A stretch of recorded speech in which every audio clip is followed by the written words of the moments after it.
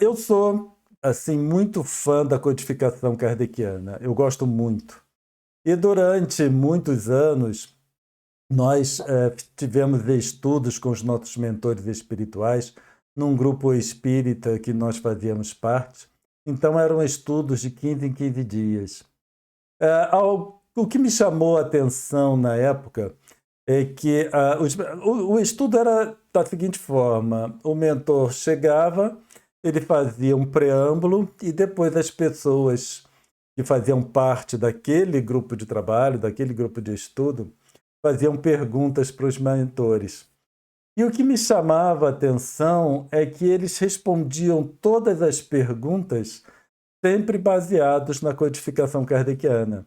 Com o tempo, eu fui percebendo que nesses 5 livros nós encontramos, ou devemos encontrar pelo menos, né, que eu nunca procurei todas as perguntas, mas devemos encontrar todas as respostas possíveis e imagináveis, porque a quantidade de perguntas e a diversidade para aqueles espíritos era muito grande. E eles elaboravam tudo, citavam as partes dos livros e aí fechavam o raciocínio. Esses estudos fixos, eles terminaram, mas ainda continuamos com estudos esporádicos com os nossos mentores. E o mesmo procedimento se mantém.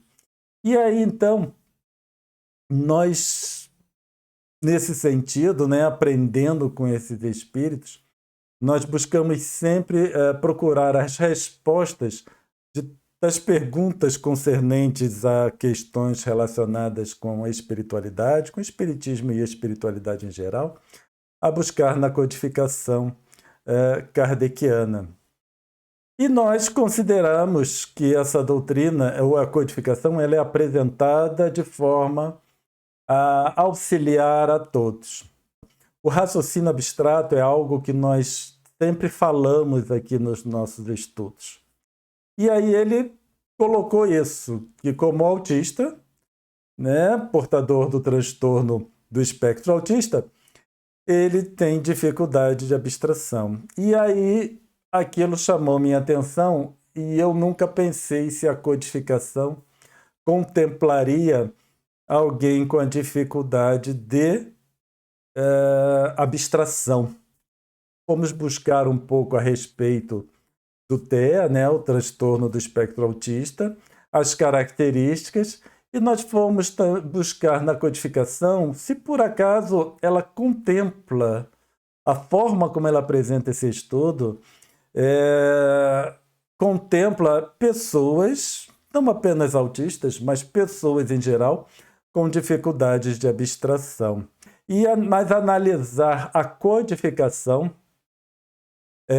claro que não vamos analisar a codificação inteira, mas vamos apresentar alguns pontos e analisar, fazer um estudo de caso da codificação em si, para analisarmos se ela contempla essa situação. Porque nós já sabemos que ela contempla pessoas nos mais variados níveis culturais, certo? Então, desde aqueles que, como encarnados, estão em um nível cultural mais baixo até aqueles com um nível cultural mais elevado. Então, nós já sabemos que a codificação contempla porque já analisamos sob esse ponto de vista.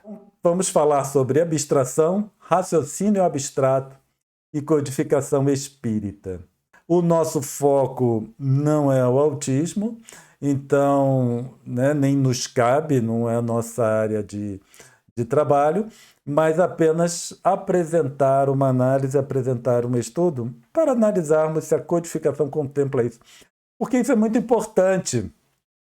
No final, não só analisar a gênese em si, mas também analisar nós mesmos. Eu acho que o estudo em si ficou muito interessante e eu gostaria de depois ouvir a opinião de vocês, é claro. Então, primeiro, o transtorno do espectro autista. Então, como o nome mesmo já diz, é um espectro. Então, existe esse transtorno, portadores desse transtorno.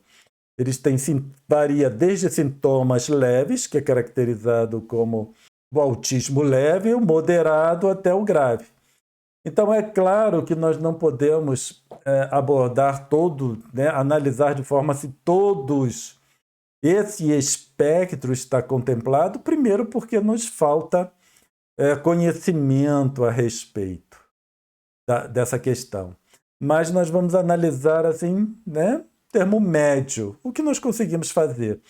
E aonde nós tiramos a informação seguinte foi desse vídeo que está apresentado no slide. Esse é o link para o vídeo do YouTube, logo abaixo do título Transtorno do Espectro Autista. Nesse vídeo, eles apresentavam as características, ou melhor, o procedimento de ensino para os portadores do transtorno do espectro autista.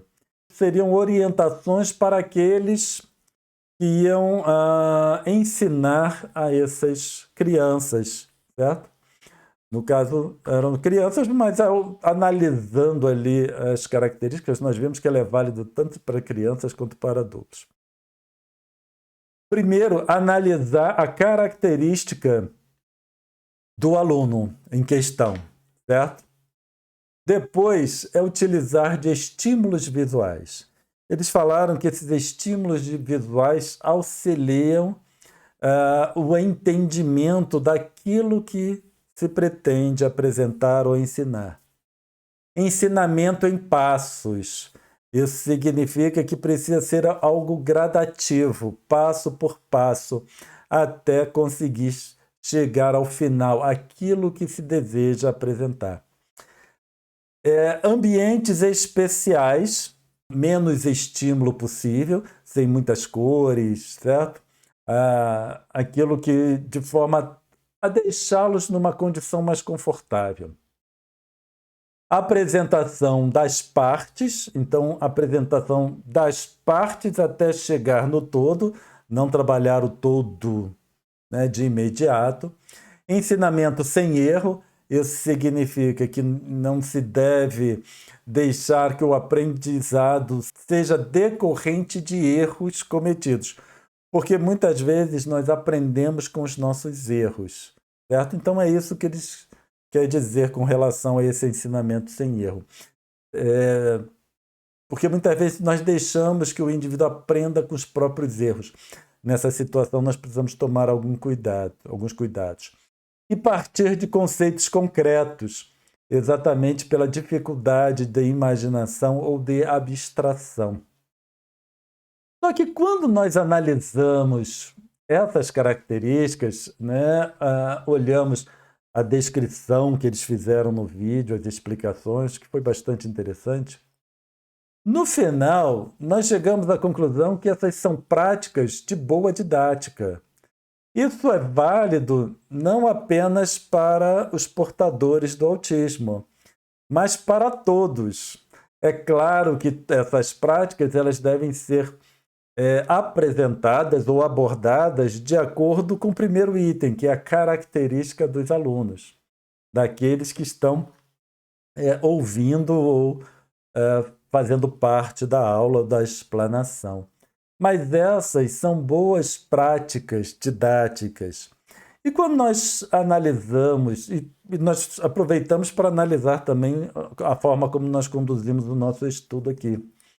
E aí nós vimos que estamos bem de acordo com essas colocações. Analisando isso tudo, nós chegamos à seguinte conclusão. Para questões espirituais, o procedimento é similar para todos. Porque no final nós precisamos tratar de ideias e de conceitos que extrapolam as questões materiais do nosso cotidiano. Então, não tem como nós irmos direto nas questões espirituais, né, na finalidade, para um bom entendimento. Que não adiantava ir direto para o finalmente, para as conclusões, porque são conclusões muito abstratas. E vai além do nosso dia a dia. E por isso era importante essa apresentação das partes, ensinamento em passos, e partir de conceitos concretos. Então é isso que nós procuramos fazer. Então, dito isso, nós vamos apresentando essas características, eu pelo menos cheguei a essa conclusão, que para questões espirituais o procedimento é similar para todos. Quando nós falamos similar para todos, também ali relacionado aos portadores do TEA, depende do grau, certo? Nos graus mais graves, aí a coisa fica um pouco mais complicada. Mas o grau mais leve, por exemplo, nós podemos juntar todos e trabalhar da mesma forma, sem uma distinção muito grande. Vamos tratar primeiro de abstração, porque há um tempo atrás, um colega nosso também já apresentou uma dificuldade na distinção entre abstração e raciocínio abstrato. Porque o que nós falamos muito aqui é desenvolver o raciocínio abstrato, certo? É isso que é o importante para nós. A abstração nem tanto, mas o raciocínio abstrato sim. E nós vamos apresentar então as diferenças dessa questão. Então, primeiro, abstração. Então, eu digo para vocês, se imaginem nadando em uma piscina. Vamos supor que ninguém saiba nadar. E a resposta, mas eu não sei nadar. Como é que eu vou me imaginar nadando em uma piscina? Aí se fala, abstraia dessa limitação. Ok, vou me abstrair da limitação de que eu não sei nadar e vou me imaginar nadando. Agora é uma complicação, porque a gente pensa, eu vou só bater as mãos e os pés na água. Mas quem está se afogando também bate os pés e as mãos na água. E não nada, se afoga. Então, apesar de parecer simples, porque estamos muito acostumados com a ver pessoas nadando, mesmo que não saibamos nadar, nós estamos acostumados a ver pessoas nadando. Então, nós conseguimos abstrair da limitação de uma, de uma limitação de não saber nadar, que porventura tenhamos, e conseguimos nos imaginar nadando. Certo? Parece fácil essa colocação, se abstraia da limitação de não saber nadar, se imagine nadando. Parece fácil e até temos dificuldade de entender alguém que não consiga. Quando a gente fala abstrair, eu não considero mais que eu não saiba nadar e passo a me considerar nadando. Então, isso é um processo de abstração. Sai do que é real, eu não sei nadar, para algo que não seja real. Eu sei nadar. Então, nós vimos que é uma mudança de visão da realidade. Agora, alguém que não saiba nadar e tenha dificuldade dessa abstração, vai falar, mas eu não sei nadar. Mas eu não sei nadar. Pode falar, abstraia dessa limitação, mas continuará repetindo, eu não sei nadar. Como vou me imaginar nadando se eu não sei nadar? Mas, novamente, parece fácil para muitos de nós e temos dificuldade de entender alguém que não consiga, por exemplo. Agora eu digo, você imagine resolvendo a equação x é igual a 2y. Vamos supor que, eu sei que alguns devem saber, só de olhar, deve reconhecer essa equação, mas muitos não. E aí diz, mas eu não sei resolver essa equação. Aí eu falo, abstraia dessa limitação. Agora, o resolver essa equação não é ir lá pegando no papel e lápis, é se imaginando resolvendo essa equação. Aí, quando nós estamos diante de tal coisa, não parece tão fácil. Como é que eu vou me imaginar resolvendo essa equação? Escrevendo números num quadro? Ou escrevendo simplesmente números numa folha de papel? É semelhante ao indivíduo que não sabe nadar e se imagina apenas batendo mãos e pés na água. É semelhante, a dificuldade é a mesma. Diante de tal coisa, aí a abstração não parece tão fácil assim como era na questão de saber nadar, né? De se imaginar nadando. Aí agora eu digo, se imagine resolvendo esta equação. Aí vocês me dizem, mas eu não sei resolver equação. E eu falo, abstraia dessa limitação. Agora, não apenas parece difícil, como parece, inclusive, impossível. Para aquele que não sabia resolver a equação anterior, que comparativamente é uma equação simples, x igual a 2y, quando estamos diante dessa aqui, aí a coisa se torna impossível.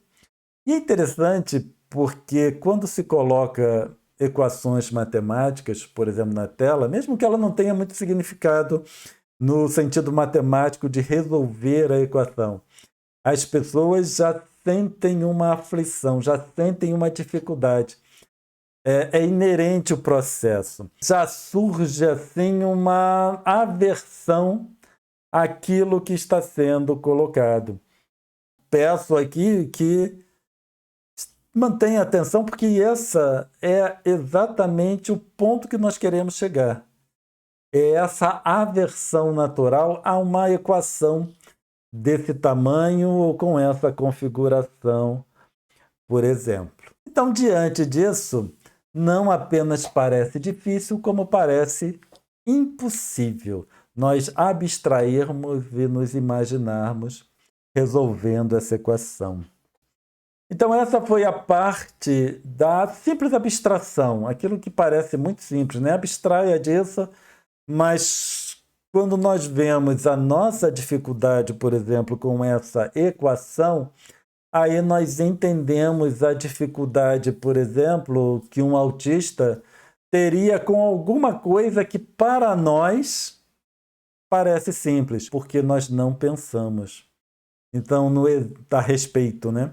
Então, por exemplo, a questão de saber nadar se abstraia de não saber nadar e se imagine nadando. O indivíduo que não sabe nadar, ele fala, mas bater as mãos e os pés, quem se afoga também bate as mãos e os pés. Então, na minha imaginação, eu não sabendo nadar, batendo mãos e pés, o que vai acontecer? Eu vou me afogar na imaginação. Então, nós não pensamos muito a respeito, por isso que parece ser simples, mas não é tão simples assim. Especialmente, nós vemos a dificuldade quando temos que explicar para alguém. Aí nós vemos a dificuldade que nós encontramos de colocar em palavras tudo aquilo que mentalmente parece fácil. Mas parece fácil mentalmente porque não analisamos em profundidade. Raciocínio abstrato. Se imagine nadando em uma piscina. Então o indivíduo, já fazendo um raciocínio abstrato, não apenas se abstraindo, mas fazendo um raciocínio abstrato, ele diz, ok, eu não sei nadar, ponto. Eu reconheço que eu não sei nadar. Então vou me imaginar movimentando pernas e braços, mas movimentando pernas e braços e me deslocando na água, não mais afundando. Isso é um raciocínio abstrato, certo? Eu não sei bater as mãos e os pés da forma correta, mas eu sei que nadando a pessoa se desloca sobre a água. Então aí eu já faço todo o processo de imaginação de uma forma coerente. E nós podemos, ensinando uma pessoa, ou explicando uma pessoa como ela vai se imaginar nadando sem saber nadar, nós podemos, por exemplo, explicar o movimento das mãos e das pernas. Então, na hora que a mão vai, é preciso, né, com a mão reta, como se perfurasse a água, e depois espalma a mão como se estivesse empurrando a água para o corpo se movimentar para frente. Então, vamos nos imaginar agora se isso fosse uma questão espiritual, um conceito espiritual. E aí nós precisamos explicar os detalhes, inclusive das mãos, fazendo uma comparação. Aí o indivíduo já tem material suficiente para alimentar o raciocínio abstrato. Então ele vai somando partes para chegar a uma conclusão. Nisso ele parte do que conhece para realizar o processo, seja qual for, na mente. Então nós vemos que é bem diferente da forma como foi apresentado anteriormente um mesmo problema. O problema é, se imagine nadando em uma piscina. Em um, o indivíduo fala, eu não sei nadar, e o quem está orientando só diz, abstraia dessa colocação. É muito vago. Agora, no raciocínio abstrato, o indivíduo ajuda, porque ele já desenvolveu o raciocínio abstrato, e quem está auxiliando também ajuda, fornecendo material para alimentar o raciocínio. Desculpa, ali está eu sei nadar, mas na verdade é, ok, eu não sei nadar, me imagino movimentando pernas e braços. Tá bom? Então, parte do que conhece e realiza a questão na mente. Você imagine agora resolvendo a equação x igual a 2y. Então, novamente, diante dessa equação, eu não sei o que fazer. Mas aí nós fornecemos informação. E aí nós podemos dizer, x igual a 2y é a equação da reta. E é esse gráfico que apareceu na parte superior direita do slide. Tá bom? Aquilo ali eu calculei e apresento para vocês. Então, numa orientação, eu posso dizer x igual a 2y é a equação da reta. Agora você já conhece uma equação da reta. Diante da colocação, se imagine resolvendo a equação, o indivíduo já fala, ok, eu conheço a equação da reta. Eu sei que aquele formato é o formato da equação da reta. Então, eu terei um gráfico de uma reta. A resultante é o gráfico de uma reta. Então, ele já pode, através do raciocínio abstrato, identificar ou resolvendo aquela equação, desenhar uma reta na mente, mesmo que os números não estejam corretos. Porque para os números estarem corretos, aí ele vai precisar realmente calcular. No raciocínio abstrato, só na imaginação, ele consegue conceber que aquilo é uma reta. Então, partindo do que conhece, ele concebe o resultado. Eu sei que é uma reta. Então, me imaginando resolvendo uma reta, eu imagino um gráfico de uma reta. Agora vamos para a equação quadrática. Imagine resolvendo esta equação. Aí o indivíduo vai pensar o seguinte, em um raciocínio abstrato, onde ele não alcança o resultado. Na equação da reta, através do raciocínio abstrato, ele concebe o resultado. Mas aqui o indivíduo já não concebe o resultado. Então vamos ver. E isso é muito aplicável para as questões espirituais, ou é esperado de questões espirituais que nos vemos a braços. Então você imagine resolvendo a equação, aí o indivíduo já fala, ok, eu só conheço a equação da reta. Então ele tem material que alimentou o raciocínio abstrato, que é o quê? A equação da reta, que no caso aqui para o nosso estudo, eu mostrei ali, eu ensinei. Então, ele já conhece o raciocínio abstrato. Então, eu só conheço a equação da reta, mas eu reconheço que terei um gráfico nessa equação grande que temos ali. Então, partindo do que se conhece, não concebe um resultado, porém, sabe que existe um resultado alcançável. Eu conheço só a equação da reta. É a informação concreta que eu alimentei meu raciocínio abstrato. E me vejo de uma equação bem mais complexa do que aquilo que eu conheço.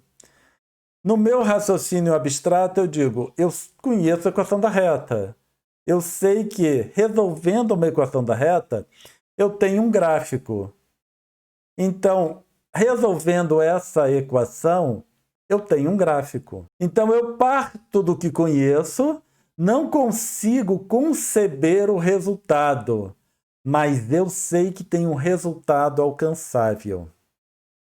Então, Cláudio, olhando para essa equação, eu não sei qual vai ser a forma do gráfico. Eu realmente não sei, porque eu não resolvi essa equação. Eu só escrevi essa equação aí para apresentar para vocês e pronto, não resolvi.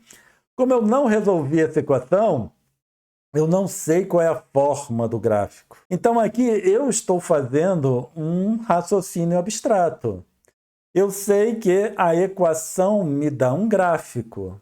A equação da reta me dá um gráfico de uma reta. Essa equação vai também me dar um gráfico. Então, eu resolvo, na minha imaginação, um gráfico com uma forma razoável. Agora, eu sei que eu posso resolver essa equação. Então, apesar de eu não conceber o resultado, eu sei que é um resultado alcançável. Então, nas questões espirituais, eu sei que eu não consigo conceber uma forma de promover a autocura. Mas eu posso, partindo de um raciocínio abstrato, eu saber que existe um resultado alcançável, que pode não ser a cura completa, mas pode ser uma melhora muito grande do quadro em que eu me encontro. Então, no final, é desenvolvendo o raciocínio abstrato, buscando material para alimentar o raciocínio. E aí, quanto mais material eu tenho, mais próximo eu chego desse resultado alcançável. Isso é a importância do raciocínio abstrato. Nós precisamos conceber algo que não conhecemos e, por isso, partimos de conceitos que temos acesso para alimentar o processo de raciocínio e aí conceber ou saber que existe um resultado alcançável. E com isso, como eu sei que é alcançável, eu vou trabalhando para cada vez mais agregar material para o meu processo de raciocínio. E é isso que nós fazemos no nosso estudo, é agregando informação para alimentar o nosso raciocínio abstrato. E cada vez mais nos aproximarmos desse resultado que é alcançável. É alcançável, por que eu sei que é alcançável? Porque os espíritos mais evoluídos que nós já alcançaram aquilo que nós queremos alcançar hoje, certo? E eles estão no processo para alcançar estágios que espíritos mais elevados que eles já alcançaram. Então, isso nós podemos perceber, só por essa colocação, que desenvolver o raciocínio abstrato é algo que nunca terá um fim para nós.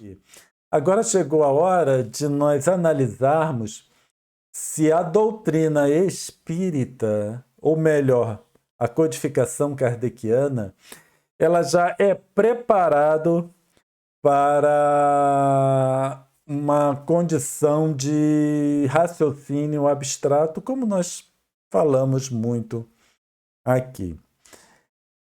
Então, nós vimos, né, naquela equação mais complexa que eu não consigo conceber o resultado. Qual é a forma do gráfico?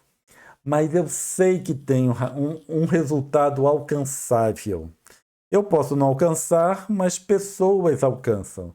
Então, nesse sentido, Eu posso muito bem procurar aqueles que sabem resolver esse tipo de equação para me ajudar, por exemplo, para me ensinar. Nós podemos procurar na internet que facilmente nós encontramos uma explicação para ou em como resolver essa equação.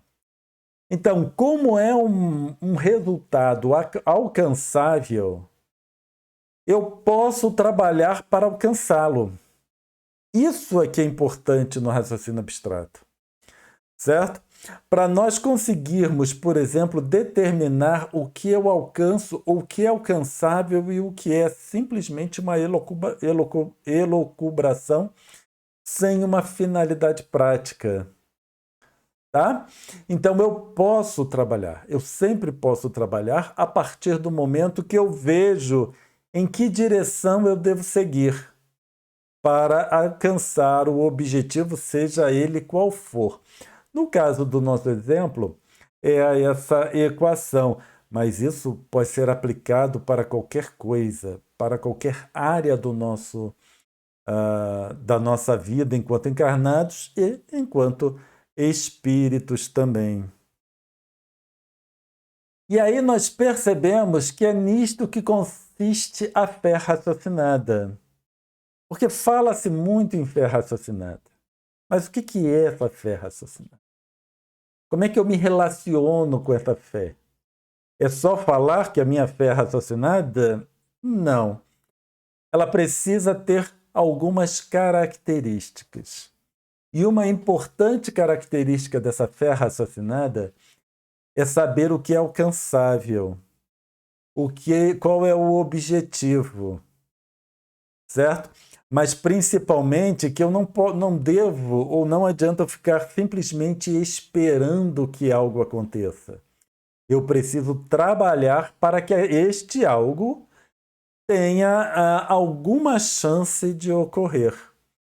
Então, a fé raciocinada ela é baseada no raciocínio abstrato, certo? Porque a fé ela está além do cotidiano, além do terra a terra. Então vamos ver o que diz o Evangelho segundo o Espiritismo, no capítulo 19.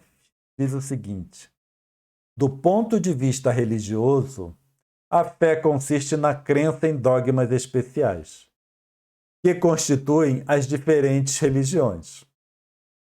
Sob esse aspecto, pode a fé ser raciocinada ou cega.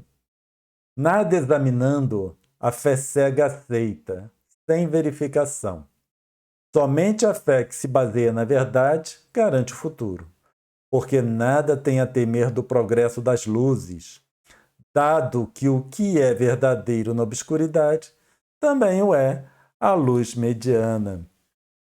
Então nós temos que essa fé raciocinada, ela parte de um raciocínio, de uma verificação. Essa verificação que eles falam ali é um raciocínio. Como é que eu verifico algo? Como é que vocês podem verificar se o que eu estou falando está correto ou não, ou é coerente ou não? Buscando na codificação kardeciana. Então, vocês verificam na codificação se o que eu estou falando é coerente ou não. E isso deveria ser uma prática nossa em todo o estudo relacionado com o Espiritismo. Então, nós sempre, independente de quem esteja falando, nós deveríamos ou devemos comparar com o que nós encontramos na codificação kardeciana. Isso é uma verificação. E isso parte de um raciocínio, porque no final, baseado no que nós ouvimos, do que nós lemos, nós elaboramos um raciocínio para chegar a alguma conclusão. Se é coerente ou não é coerente. Se for coerente, nós assimilamos.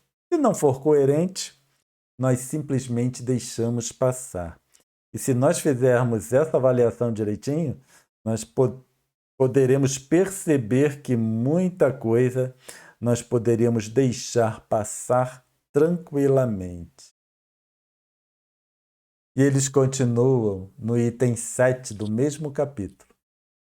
A fé raciocinada, por se apoiar nos fatos e na lógica, certo? Então, o que nós fizemos com o nosso raciocínio abstrato? Nós fornecemos material para alimentar o processo do raciocínio. Que material é esse? São fatos. E é uma lógica. Todo raciocínio está relacionado com uma lógica. Não tem como. Certo? Então, nós pegamos fatos, material que alimenta o raciocínio, material que alimenta a lógica, que nós estamos aplicando, e então nós conseguimos elaborar esse raciocínio, seja ele um raciocínio concreto, tipo 2 mais 2 igual a 4, ou um raciocínio mais abstrato. Então, a fé raciocinada, por se apoiar nos fatos e na lógica, nenhuma obscuridade deixa. A criatura, então, crê porque tem certeza. E ninguém tem certeza, senão porque compreendeu. Então, quando nós vimos aquela equação mais complexa, eu tenho certeza que ela pode apresentar um resultado, certo? Porque nós vimos anteriormente uma equação mais simples que apresentava um resultado. Então, a lógica nos diz que aquela equação também trará um resultado alcançável. Agora, é necessário se esforçar, é preciso trabalhar para alcançar o objetivo. No nosso exemplo, resolver a equação. Aqui o da fé raciocinada, qualquer objetivo que tenhamos em mente. A esse resultado conduz o Espiritismo, pelo que triunfa da incredulidade, sempre que não encontra oposição sistemática e interessada. Isso significa que, se o indivíduo está disposto a prestar atenção, a entender, ele vai encontrar no Espiritismo tudo o que ele necessita para contrapor a sua incredulidade. Agora, se o indivíduo só está querendo, vai se opor simplesmente por se opor, então não adianta muito. Então é por isso que eles falaram aqui, sempre que não encontrem posição sistemática. Mas o que nós gostaríamos de salientar é o início desse segundo parágrafo. A esse resultado conduz o Espiritismo, a essa certeza baseada na análise de fatos, aplicando uma lógica. Então, a codificação kardeciana, e aí nós temos a Gênese, assim como o fechamento da apresentação dessa lógica espírita, nós conseguimos encontrar muitas respostas. E não apenas do que consta na codificação propriamente dita, mas analisarmos tudo aquilo que veio a posteriori e também ainda o que virá no futuro. Tá certo? A fé, quando nós falamos em fé, nós falamos em um vislumbre de algo além do concreto. Porque o computador ou o tablet, aquilo que está diante de nós, cada um de nós assistindo ao estudo neste momento, eu não preciso ter fé que o computador está aqui na minha frente, porque é bastante concreto. Eu sei que está aqui na minha frente e está funcionando, porque eu estou conversando com vocês. Então, eu sei que está funcionando, especialmente porque eu estou tendo retorno aqui através do chat. Então, a minha fé é algo que não é tão concreto. Por isso é fé, porque senão seria apenas conhecimento. Quando falamos de fé cega, estamos falando que diz que se trata de uma abstração, certo? Porque a fé, o vislumbre de algo além do concreto, não deixa de ser uma abstração, certo? Eu abstraio desse concreto, dessa questão concreta, e vejo que existe algo além. Ponto. A fé cega já é uma abstração que pode ser prejudicial, porque a fé cega não analisa e por isso fica à mercê do que é dito, do que é apresentado, certo? Por outras pessoas. Então, são os dogmas das diversas vertentes religiosas. Agora, a fé raciocinada, ela já pega esse vislumbre de algo além do concreto, coordena com aquilo que já conhece, e aí ele pode conduzir a algo alcançável. Essa abstração ou a finalidade desse processo de abstração, como passou por um processo de raciocínio, de lógica, baseado em fatos, aí conduz a algo a ser alcançável. Baseado numa coerência de fatos, de abordagens, em fatos concretos ou não, certo? Porque quando nós falamos em abstração, nós estamos falando em vários níveis de abstração. Então, baseados em fatos, nós teremos os níveis de abstração, certo? Todos conduzidos por um raciocínio abstrato. E aí, a abstração que se chega tem uma possibilidade bem menor de ser prejudicial. Nós não estamos falando que é completamente isento de qualquer prejuízo, porque nós não podemos garantir que nosso raciocínio seja perfeito, certo? Nem meu raciocínio concreto e muito menos o meu raciocínio abstrato. Vamos ver dois estudos de caso. Um é a parábola do grão de mostarda, que se encontra apenas no Novo Testamento. Discursos semelhantes, mas nós selecionamos o discurso que se encontra no Evangelho segundo Mateus, mas se encontra em Mateus, Marcos e Lucas, e não consta no Evangelho segundo o Espiritismo. Diz o seguinte, a parábola: o reino dos céus é semelhante a um grão de mostarda, que um homem tomou e semeou no seu campo. Embora seja a menor de todas as sementes, quando cresce é a maior das hortaliças e torna-se árvore, a tal ponto que as aves do céu se abrigam nos seus ramos. Primeiro que a mostarda é um arbusto, não é uma árvore. E muito menos a tal ponto que as aves se abrigam nos seus ramos. E segundo, ele compara o reino dos céus a um grão de mostarda, o grão de mostarda cresce. Então nós vemos que é uma comparação que ela não fornece pontos de apoio. Esses pontos de apoio é um relacionamento prévio. Como eu comparo o reino dos céus com um grão de mostarda? Isso é uma abstração. Isso é um exemplo claro de uma abstração. E como eu estou solto na minha abstração, eu posso concluir por qualquer coisa, certo? Então, é uma questão, é um ponto que é falho. Agora, quando nós vamos em uma parábola que consta do Evangelho segundo o Espiritismo e também está no Evangelho segundo Mateus, que é a parábola do semeador, nós vemos a mesma ideia, mas com uma composição muito mais clara, com pontos de apoio, com pontos de referência, conduzindo um raciocínio abstrato.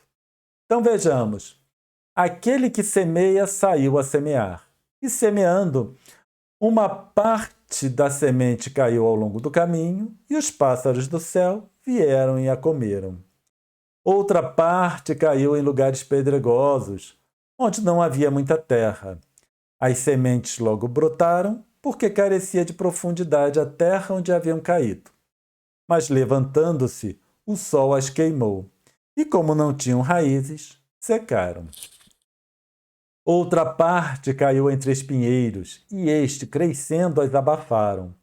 Outra, finalmente, caiu em terra boa e produziu frutos, dando algumas sementes 100 por 1, outras 60 e outras 30. Então nós vemos que nessa primeira parte dessa parábola, Jesus fornece material para o nosso raciocínio, porque até agora ele não citou nenhuma abstração. nenhum reino de Deus, nenhum reino do bem. Ele não citou nada, ele apenas relatou fatos. Fatos que acontecem ou é possível de acontecer no dia a dia, e nós entendemos claramente o que ele quis dizer até aqui. Desse ponto em diante, ele começa com a comparação. E aí nós vemos o raciocínio abstrato se formando. E ele diz: quem quer que escuta a palavra do reino e não lhe dá atenção, vem o espírito maligno e tira o que lhe fora semeado no coração. Esse é o que recebeu a semente ao longo do caminho. Então ele já faz a comparação do que acontece com o indivíduo, comparando com o que acontece com a semente. Então eu tenho pontos de comparação. Então quem escutou a palavra do reino, mas não deu atenção, é igual aquela semente que caiu ao longo do caminho, que os pássaros vieram e comeram. Só que quem não dá atenção para o reino, né, para as palavras do reino, o espírito do mal vem e tira o que foi dado. Então, uma comparação direta, certo? Conduzindo um raciocínio abstrato. Aquele que recebe a semente em meio das pedras é o que escuta a palavra e que a recebe com alegria no primeiro momento, mas não tendo neles raízes, dura apenas pouco tempo. No dia a dia de uma casa espírita, nós vemos muito isso acontecer. Pessoas que chegam e, num primeiro momento, ficam extasiadas com a informação espírita, mas depois, com o tempo, vai passando aquela novidade e a coisa se apaga. Aquele que recebe a semente entre espinheiros é o que ouve a palavra, mas em quem logo os cuidados deste século e a ilusão das riquezas abafam aquela palavra e a tornam infrutífera. Novamente, outro ponto de comparação entre o abstrato e o concreto, conduzindo um raciocínio, uma lógica. Aquele, porém, que recebe a semente em boa terra é o que escuta a palavra, que lhe presta atenção e em quem ela produz frutos, dando 100 ou 60 ou 30 por um.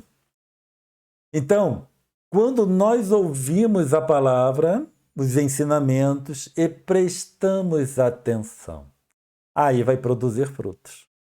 Porque se não prestarmos atenção, certo? Nós vamos perder esses frutos que poderíamos colher.